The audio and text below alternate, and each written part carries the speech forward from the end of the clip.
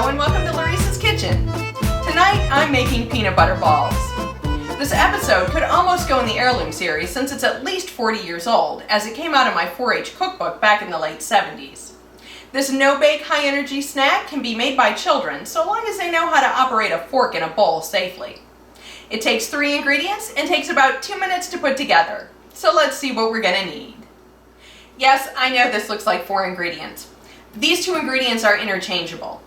This is peanut butter. Now I like smooth peanut butter best. I've tried it with chunky peanut butter and I just don't like the flavor and texture.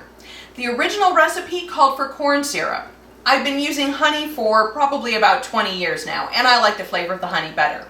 If you'd rather use corn syrup, that's fine. The mystery powder over here is of course dried milk. This is what holds everything together into our dough.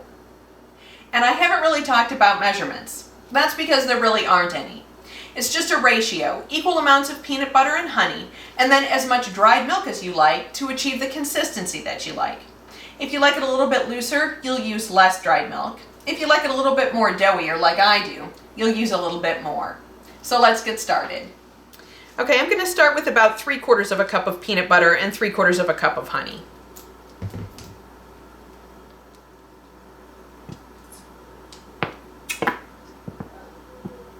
Okay, and then we just mix these together. The honey is a sweetener, so if you don't like it so sweet, you can add less honey.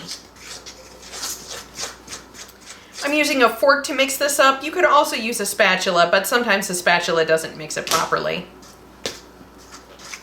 All right, now we can start adding in the dried milk.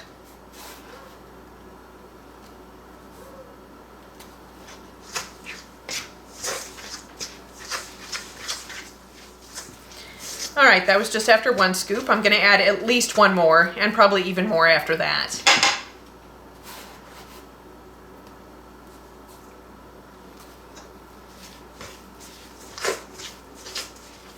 All right, that was 2 scoops. I'm definitely going to add just a little bit more, maybe just a 1/2 scoop to begin with.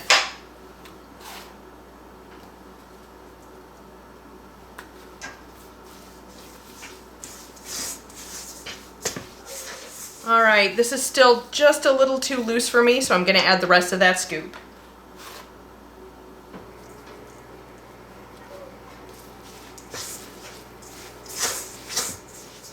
For me, I know this is ready when it doesn't stick to the fork as much. And this just about is. And we can also see if it's still sticky. Nope, it's not. I've got my container that I'm going to be rolling my peanut butter balls in.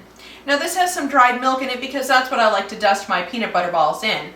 But you could also dust them in crushed cornflakes or Rice Krispies. We don't want to use too much of this dough, otherwise it's too hard to eat. So that's about 1.5 tablespoons. And you just roll it into a ball shape and it goes down into the pan. You can also add dried fruit or chocolate chips to these peanut butter balls, but I'm a purist and I like them plain. These are just honey, peanut butter, and dried milk, so they don't need to go in the refrigerator. They'll last for weeks out on your countertop, just covered. Ours have never lasted that long, though. They'd be perfect for biking, hiking, trips to the zoo or the park, or anywhere where you need some quick, easy energy. Let's give these a taste.